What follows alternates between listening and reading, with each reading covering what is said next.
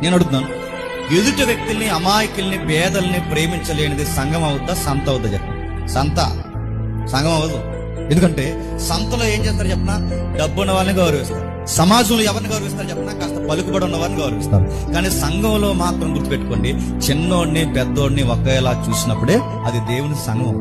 అది దేవుడు ప్రేమించే సంఘం. అంటే తెల్ల సొక్కాలు వేసుకుని వచ్చిన ఒకలాగా, నలిగిపోయిన సొక్క వేసుకున్న ఒకలా చూస్తే అది సంఘం, అది ఆటో యూనియన్ అవుతుంది. గుర్తుపెట్టు.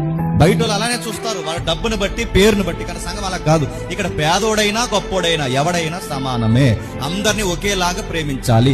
అలాంటి సంఘానికి ఆ ప్రేమను ఎవరు నేర్పించారంటే సంఘానికి శిరసైన ప్రభు నేర్పించారు.